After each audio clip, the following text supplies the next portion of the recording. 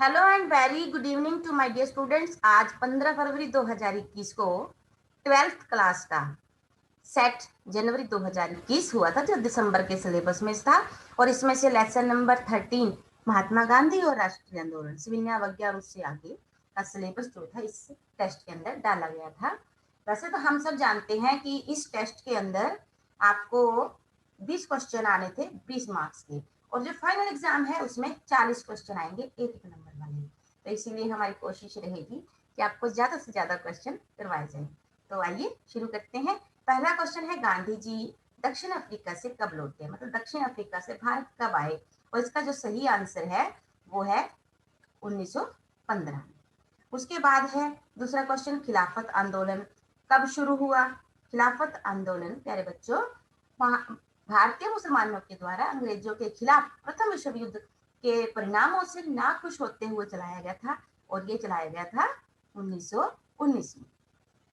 तीसरा क्वेश्चन है, महात्मा गांधी जी का जन्म कब हुआ। सभी जानते हैं महात्मा गांधी जी का जन्म 2 अक्टूबर 1869 को काठियावाड़ पोरबंदर में, गुजरात राज्य के अंदर है, वहां पर हुआ था।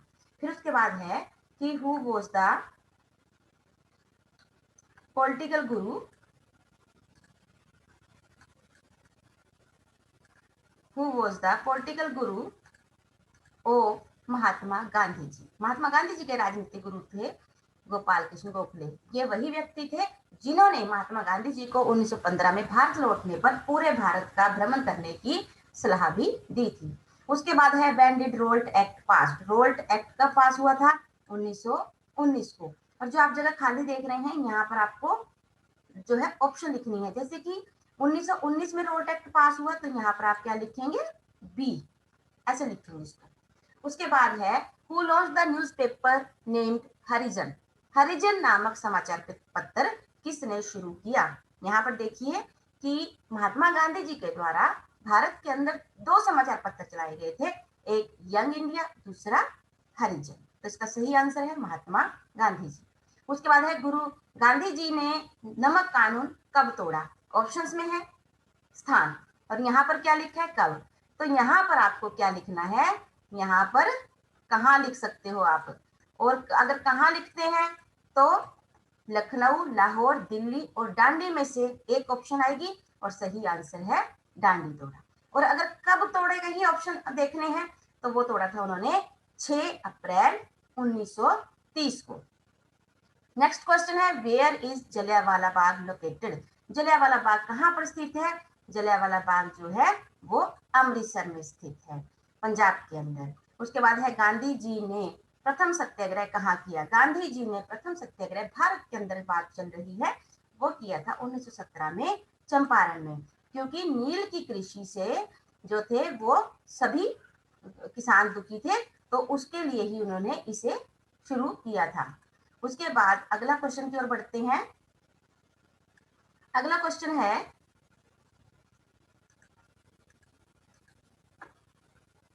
कि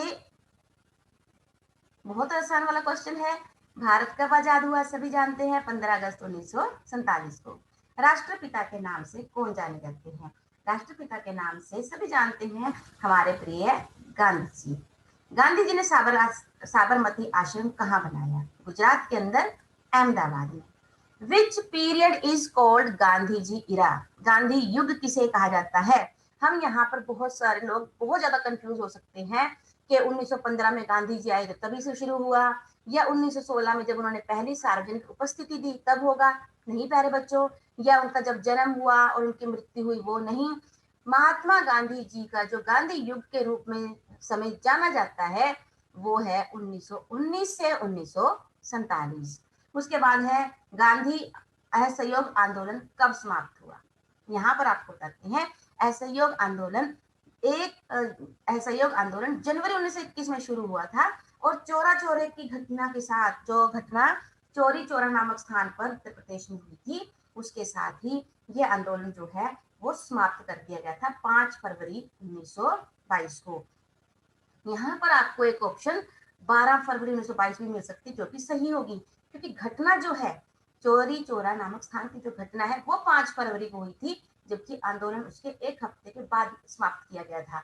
लेकिन क्योंकि वो ऑप्शन नहीं है तो हम सही आंसर लेंगे 5 फरवरी 1922। उसके बाद हम बढ़ते हैं नेक्स्ट क्वेश्चन की ओर, और हमारा नेक्स्ट क्वेश्चन है,